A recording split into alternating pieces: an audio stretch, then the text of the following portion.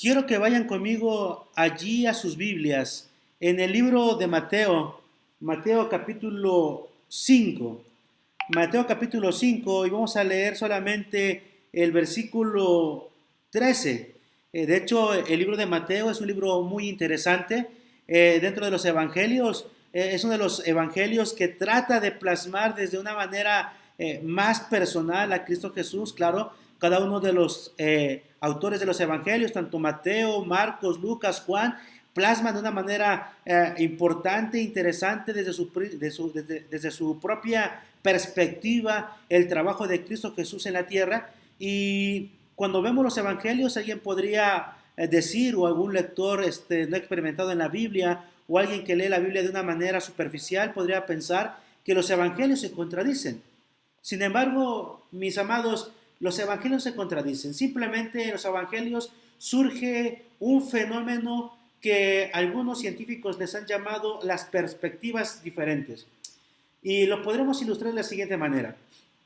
Supongamos que vas caminando por la calle, vas tú o voy yo caminando por la calle, y juntamente contigo está parado en la esquina un policía, viene una ambulancia con los rescatistas, hay un periodista, está una ama de casa y estás tú.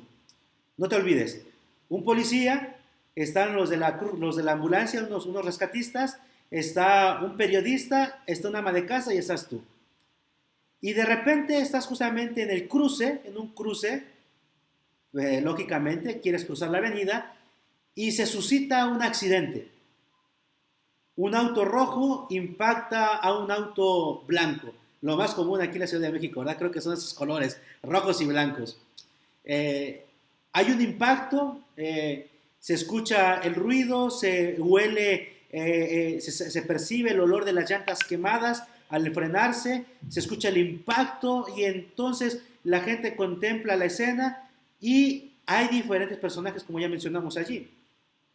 Inmediatamente el policía no va a ver el accidente de la perspectiva que tienes tú o que tengo yo, y tampoco de la perspectiva que tiene el rescatista, ni de la perspectiva que tiene el reportero, el periodista, ni de la perspectiva que tiene el ama de casa.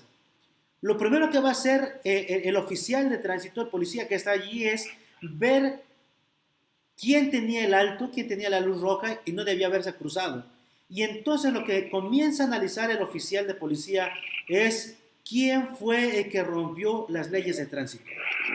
Él se va a enfocar solamente en eso. Él no va a buscar otra cosa. Lo que va a buscar el oficial de tránsito va a ser quién fue el culpable de provocar el accidente. Sin embargo, te mencioné que venía una ambulancia con los rescatistas. Justamente estaban atrás de los autos que ven prácticamente todo el accidente y ellos se bajan a auxiliar.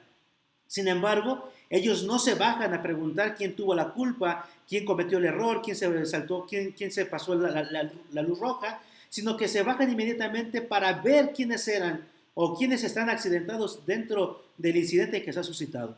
Lo primero que ellos hacen es buscar que no haya heridos, que no huela a gasolina, que no se esté chorreando ningún líquido que pueda provocar un accidente mayor. Ellos se centran solamente en ver quién fue lesionado.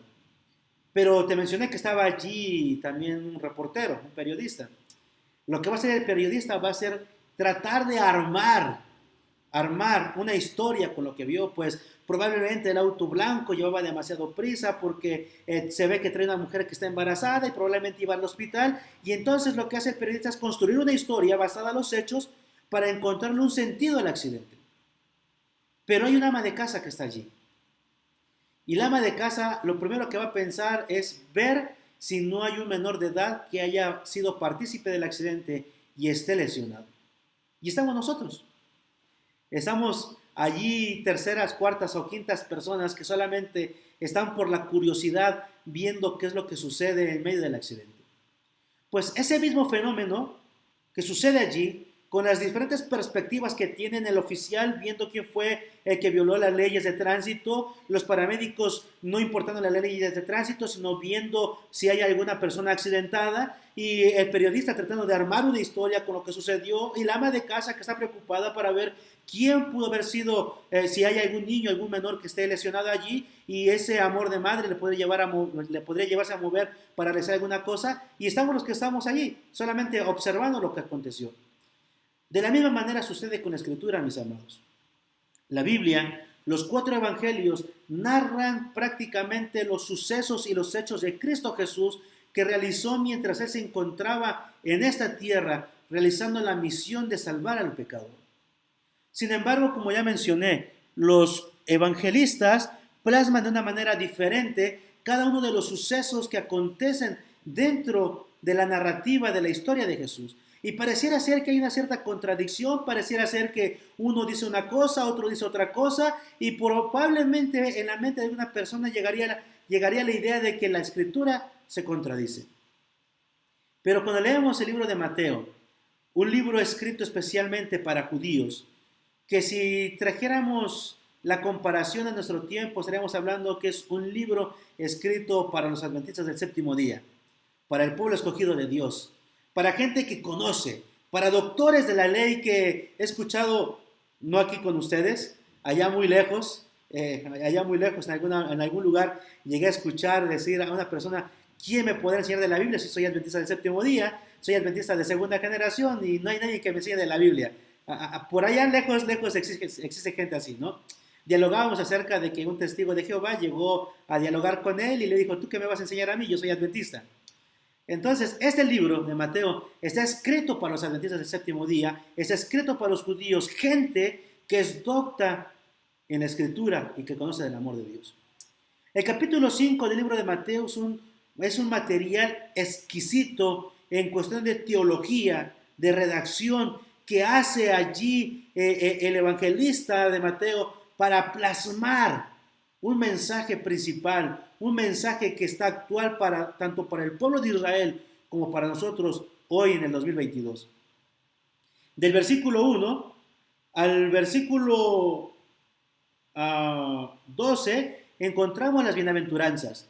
Ese sermón del monte cuando Jesús está con sus discípulos. Me encanta como dice el versículo 1 del capítulo 5, dice que viene la multitud, subió al monte y sentándose vinieron a él sus discípulos y abriendo su boca les enseñaba diciendo. Y a partir del versículo 3 vas a encontrar esas lindas y extraordinarias bienaventuranzas. La palabra bienaventuranza traducida del griego es Makarios. Y la palabra Makarios en griego tiene una connotación muy especial porque la palabra bienaventurado o la palabra Makarios significa 1000 veces feliz. Y es interesante esta palabra, mis amados, porque hablar de una persona que es 1000 veces feliz es hablar de una persona que siente regocijo en su corazón en todo momento, en toda circunstancia y a pesar de cualquier situación que se le presente en la vida. No importa cuánta tragedia haya, él siempre va a sentir la felicidad en su corazón. Por eso es que el Makarios o el bienaventurado es 1000 veces feliz. Y del versículo 3 en adelante Jesús da una disertación extraordinaria acerca de que tenemos que ser felices por ciertas causativas. Dice versículo 3, bienaventurados o 1000 veces felices los pobres en espíritu, porque de ellos es el reino de los cielos. El versículo 4, bienaventurados los que lloran, porque ellos recibirán consolación. Y a veces pareciera ser que la escritura no tiene ninguna lógica, y para la mente humana contemporánea y posmoderna, pareciera ser que la Biblia solamente es estridencia porque en la lógica, en lo que es lógico en nuestra sociedad moderna, ¿quién puede ser feliz mientras llora? Claro, hay diferentes tipos de llanto, ¿verdad? Hay gente que llora de felicidad. Yo recuerdo que hace unos días atrás estábamos aquí en casa, mi esposita, mi nena y yo, y nos pusimos a jugar. Y mientras jugábamos nos comenzamos a reír y de repente comenzó una risa desenfrenada. Tanto reímos que se comenzaron a bajar las lágrimas y comenzamos a reír de tanta risa. Pero hay gente que sufre y que llora por el sufrimiento. Y Jesús lo que está tratando de decir aquí en el versículo 4 es de que bienaventurados los que lloran. Y no está hablando de los que lloran porque están felices o de los que lloran porque están riendo, sino que hace la connotación directa y tajante de que bienaventurado el que llora por cuestiones de tristeza en el corazón, porque el texto nos dice que ellos recibirán consolación. Y así sucesivamente, hasta el versículo 12, vamos a encontrar esa maravillosa palabra de Macarius. 1000 veces felices esas personas, y aquellos que pasan por diversas dificultades, sin embargo, con la promesa de que cuando venga Cristo Jesús, o cuando Cristo Jesús está en el corazón de la persona, las cosas irán de diferente manera, y entonces verdaderamente seremos 1000 veces felices porque el Señor está con nosotros. Y como os he dicho en muchas ocasiones, cuando Dios está, por muy negro que se vea tu problema, tendrás solución, porque mejor es llevar las cosas con Dios que llevarlas solos. Y de allí pareciera ser que llega al versículo 12, donde dice: gozaos y alegraos porque vuestro galardón es grande en los cielos, porque así persiguieron los profetas que fueron antes de vosotros. Y hay un punto final allí. Y al presentarse ese punto final, llega a la mente del lector que el versículo 13, el versículo 14 al 16 y el versículo 17 en adelante son parte de otro englomerado de la Escritura y no tiene nada que ver con lo que lo que está diciendo Jesús en los versículos previos, hablando acerca del bienaventurado, del Macarius. Sin embargo, esto se debe a la traducción como la tenemos y a las reglas gramaticales que existen en nuestra lengua española. Sin embargo, no hay una separación entre el versículo 12 y el versículo 13, y inmediatamente después de que dice Jesús ahí en el versículo 12, porque vuestro galardón es grande en los cielos, porque así persiguieron a los profetas que fueron antes de vosotros, y entonces inmediatamente se introduce como una espada que va cortando y que rompe con la idea de lo que está diciendo Jesús, que 1000 veces feliz o Macarius o bienaventurado el que pasa por ciertas situaciones. Dice Jesús: ok, tú eres Macarius, tú eres un bienaventurado, tú eres un 1000 veces feliz, sí. Bueno, si eres un 1000 veces feliz, si eres un bienaventurado, eres un Macarius, eres la sal de la tierra. Y este tema, mis hermanos, de la sal de la tierra, del versículo 13, es un tema totalmente extraordinario que en esta hora solamente voy a hablar unas breves pinceladas de lo que Jesús quería decir en el versículo 13. Ya vimos con antesala que los versículos del 1 al 12 son los que ponen las bases cimentadas o los cimientos, las bases para lo que Jesús va a decir en el versículo 13. Me encanta, te lo vuelvo a repetir, cómo es que inicia el capítulo 5. Jesús sube al monte, se sienta tranquilamente, se descansa, se acomoda, así como estamos ahorita en casa, en línea, acomodaditos, no sé, quizás en el sillón, en la mesa, en la silla, no sé en qué lugar se ha acomodado, pero está allí Jesús sentado en la montaña y comienza a abrir la boca para enseñarles cosas especiales a sus hijos. Y voy a repetirlo otra vez. Voy a repetirlo otra vez en beneficio de mis amados que se están conectando apenas todavía.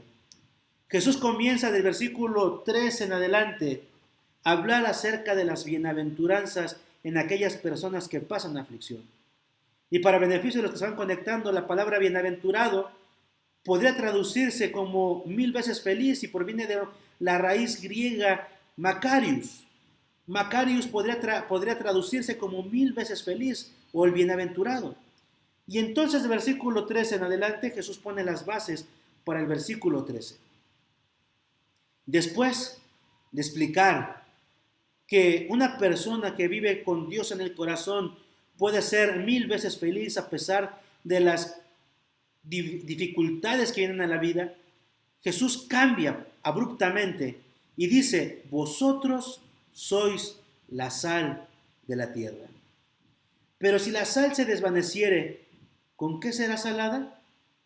No sirve más para nada, sino para ser echada fuera y hollada por los hombres. Ah, mis queridos hermanos, estas palabras de Jesús en el versículo 13 son tan profundas y tan teológicas y tienen un gran sentido y una profundidad tan inmensa que cada vez que las leyésemos debiese temblar nuestro corazón. Porque Jesús rompe la secuencia que trae de 1000 veces feliz, del bienaventurado Macarius.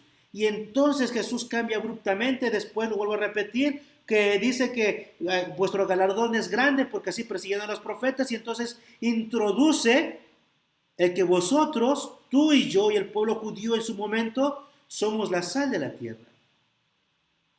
Yo te quiero preguntar algo. Hoy, en nuestro contexto social, en nuestro contexto del mundo occidental en el que vivimos, ¿para qué sirve la sal? ¿Para qué sirve la sal? ¿Alguien me podría apoyar allí a responderme para qué sirve la sal? ¿Ustedes para qué creen que sirva la sal, mis queridos hermanos? Como conservador de las cosas, ¿no, pastor? Para sazón. Ok, exactamente, sirve para dos cosas en este tiempo. Primeramente, como sazonador, y también nos sirve para poder conservar las cosas en un estado de que no se puedan descomponer. Y recordaremos que en aquellos lugares del sur del país o en el norte del país, muy al norte, hacen tasajos de carne. ¿Y qué es lo primero que les echan? Les echan sal. ¿Para qué les echan sal? Pues para conservarlas y no se vayan a echar a perder, y entonces así se pueden mantener los alimentos y conservarlos por más tiempo. Pero la sal también sirve para sazonar y para dar sabor. Imagínate que llegas a tu casa bien contento, después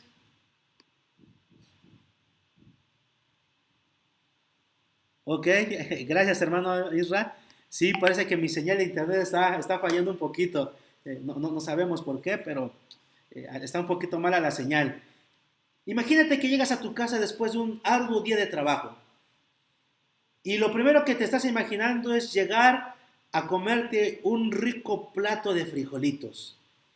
Te lo voy a poner de la siguiente manera. Ese día alguien se lució en la cocina, no voy a decir si fue el esposo, la esposa o uno de los hijos, se luce en la cocina y consigue una olla de barro, de esas ollitas de barro que sueltan un sabor bien sabroso, ¿verdad, hermano Isra? De esas ollitas que, no hombre, no vamos a decir qué es lo que hacen esas ollas de barro.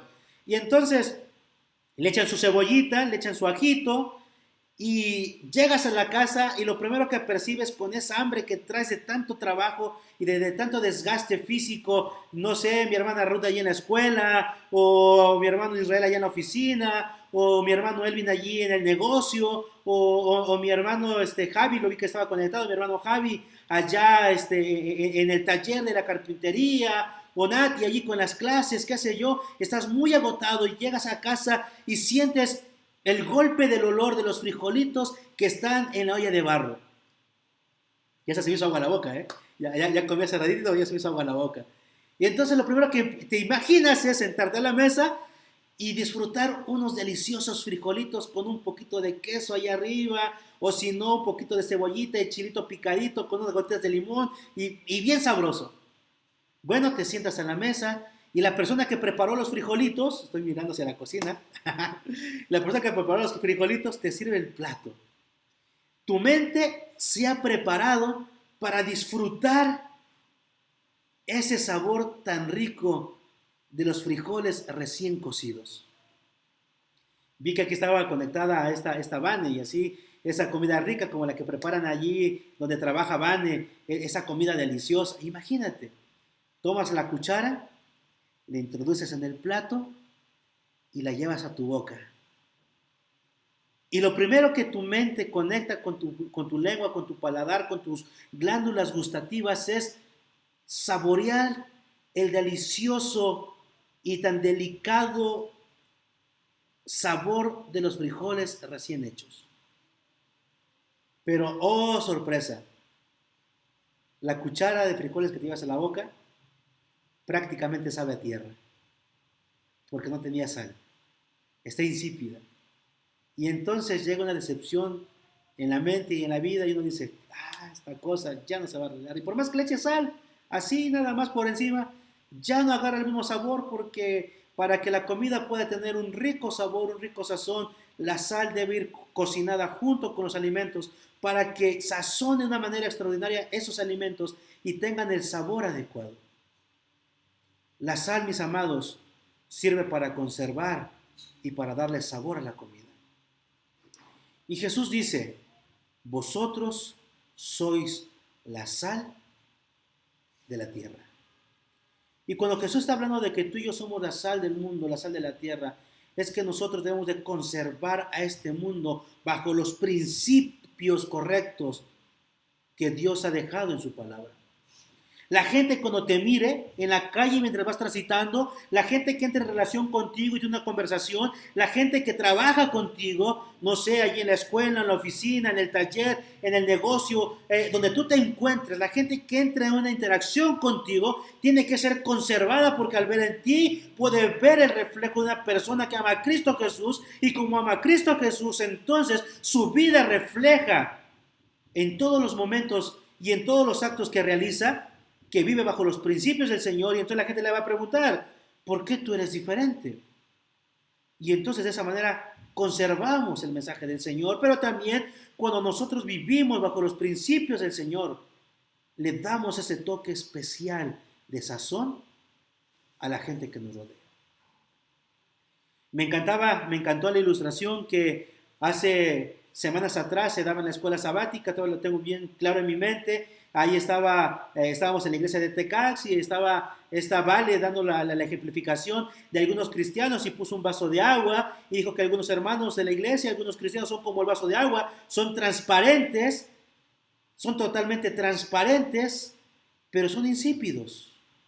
Y también presentó que había hermanos de iglesia como el limón y presentó ahí un limón y dijo ahí hermanos de la iglesia que son como el limón, son agrios. Y recuerdo muy bien una predicación que escuché en la Universidad de Montemorelos cuando el pastor Escuarzo estaba dando una semana de evangelismo, una semana de oración, allí en la Universidad de Montemorelos, y él decía, están los hermanos chupalimón, siempre andan haciendo gestos, nada les gusta, todo les molesta, y siempre andan haciendo caras por todos lados, pero también hay hermanos que son como el azúcar, y algunos hermanos son como el azúcar, son muy dulces, y a otros les empalaga, y más a los hermanos que son como el limón, un poquito agrios les empalaga a los hermanos dulces. Y están los hermanos que son como el cuchillito, ahí decía nuestra hermana Vale, que a veces hieren, cortan y lastiman. Y hay hermanos que son como, llevaba ella un exprimidor, esos hermanos que son rígidos y duros, y también a veces como que lastiman el corazón. Y ellos por separado, pues en lugar de hacer cosas buenas, pues a veces no se hace nada bueno, pero cuando se unen todos juntos, allí... alguien puso aquí, mi hermano Mendieta, que él es como el café con leche. Claro, hermano, un cafecito con leche ahí, dulce y cafecito y leche, algo sabroso. Pero cuando juntas todos los ingredientes, ¿qué es lo que sucede? Tienes una limonada extraordinaria, con el toque exacto del azúcar, las gotas exactas de limón, el cuchillo sirve para cortar el limón agrio y el exprimidor sirve para sacar el jugo a ese limón y entonces se conjugan todos con el agua y tenemos una limonada extraordinaria. Juntos así le damos sabor al mundo. Y lo que dice Jesús allí en el capítulo 5, versículo 13 de San Mateo es que tú y yo, mi hermano, somos la sal de la tierra y estamos para darle sabor a este mundo, sabor a evangelio, sabor de salvación, sabor de que Jesús les ama y tenemos que llevarle ese sabor a la gente porque hay gente en el mundo que es insípida y se muere en su insipidez. Hay gente que es amarga y que es agria y se mueren siendo agrios y necesitan que alguien vaya y les lleve el sabor que tanto se necesita, y ese sabor solamente tú y yo lo podemos dar cuando Jesús realmente vive en el corazón. Por eso es que Mateo 5:13 está totalmente ligado con lo que dice Mateo del 13 en adelante, porque si tú y yo somos Macarius, somos bienaventurados, somos 1000 veces feliz, entonces, solamente entonces, le vamos a poder dar sabor a la gente que vive sin esa esencia de sabor en este mundo. Jesús nos invita a que podamos ser esa sal de la tierra. Y mis queridos hermanos, estamos iniciando el 2022 y todos, la mayoría de la gente, si no es que un 99.9% y solamente una décima por allá, hace propósitos para este año. Y hay muchas personas que se hacen propósitos de diferentes índoles. Unos, ahora sí voy a salir a correr todos los días. Otros, hoy voy a dejar de comer pan, ya no voy a comer más pan todo este año porque el pan, pues, dicen que el pan no engorda, uno sí que engorda, ¿verdad? Ya no vamos a comer pan. Y es más, alguien empezó ahí con la rosca y alguien dijo, no voy a comer rosca porque el pan no está tan bueno. Y otros hicieron otros propósitos. Propósitos como levantarse todos los días, estudiar la palabra de Dios, propósitos de hacer cambios en la vida. Pero el propósito mayor que deberíamos hacer durante este 2022 y mayormente las primeras semanas es consagrarnos al Señor todos los días. Porque qué lindo es cuando los cristianos son la sal de la tierra. Y la sal puede servir para más situaciones. Recuerdo una vez, una persona se hirió, tiene una herida grande, y una persona que era un médico naturista, se acercó y le dijo, ¿sabes qué? Para curar la hemorragia, ponle sal. Y le pusieron un poco de sal y la hemorragia paró, pero quemó, allí quemó. Y a veces la sal puede ser así, pero la sal de la cual se refiere Jesús aquí en Mateo, versículo 13 del capítulo 5, es que tenemos que darle sabor a la tierra. Tenemos que darle sabor a la gente que nos rodea. Y es que la exhortación que Jesús hace es de que vosotros sois la sal de la tierra. Pero si la sal se desvanece, si la sal pierde su sabor, si la sal pierde su sentido, ¿de qué sirve la sal? No sirve para nada. Y entonces la advertencia que hace Jesús es de que si tú y yo que conocemos el Evangelio, si tú y yo que conocemos la verdad, si tú y yo que conocemos las palabras de vida, si tú y yo que conocemos los mandamientos, no actuamos como los cristianos que debemos ser, no actuamos como unos cristianos sinceros y no llevamos la sal a otras personas para que también sean saladas y tengan sabor en su vida, entonces seremos echados fuera y hollados por los hombres. Y esto podemos compararlo de que si somos echados fuera es que nos vamos a perder, mis queridos hermanos. Y de nada sirve que tú y yo podamos estar allí tiempo dedicándole a la iglesia. ¿De qué sirve de que tú y yo pasemos todos los sábados alabando el nombre de Dios? ¿Y de qué sirve de que almacenemos tanto conocimiento si no somos parte del sazón que se le da al mundo? Entonces seremos echados fuera y hollados por los hombres. Y Jesús nos advierte de eso. Jesús quiere que tú y yo seamos sal, pero sal que le dé sazón a este mundo y a la gente que se pierde sin sabor. Ojalá, mis amados, que reflexionando en este 2022 decidamos ser sal de la tierra, pero no para curar heridas quemando, pero sí para darle sabor a la gente que anda buscándole sentido a este mundo. Mis queridos hermanos, deseo con el corazón que juntos podamos ser sal y llevar ese mensaje tan lindo de salvación a otras personas. Y podamos ser juntados como sal y llevados a las patrias celestiales y no seamos desechados y hollados por los hombres. Dios les bendiga y que tengan un feliz sábado. Amén. Amén. Amén. Bien, en esta tarde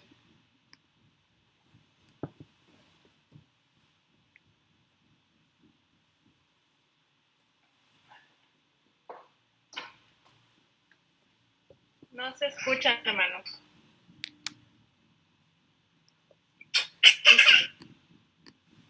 Hermano Isra, su micrófono está apagado. Su micrófono, hermano Isra, está apagado.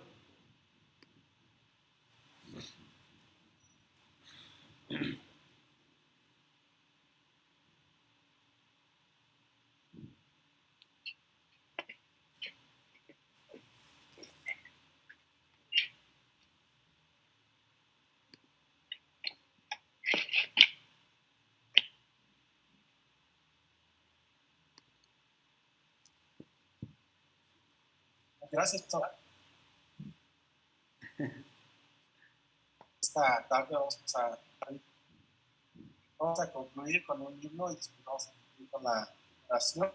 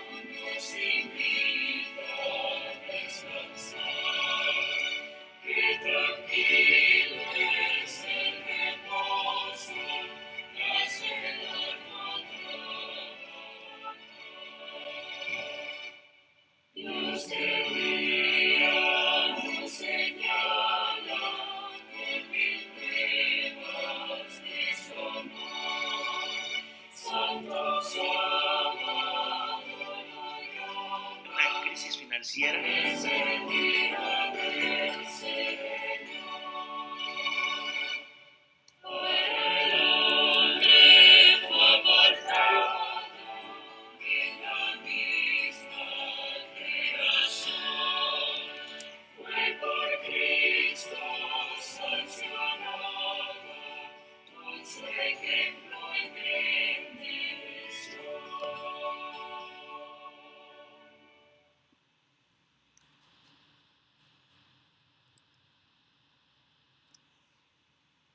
¿Puedes pedir por mi oración?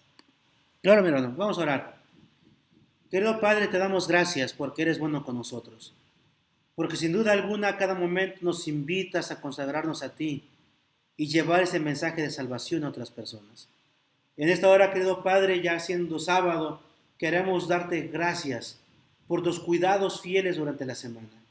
Y ahora, Padre, mientras nos preparamos para mañana alabar y glorificar tu nombre, y también en unos momentos más iremos a descansar, queremos pedirte que tú seas con nosotros.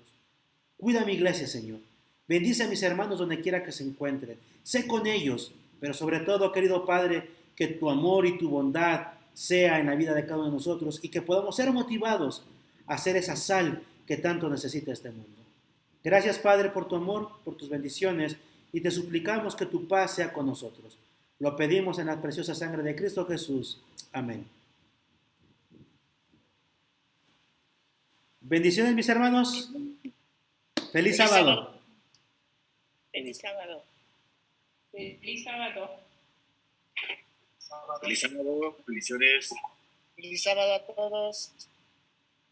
Mañana seguimos con los 10 días de oración a las 5 de la mañana.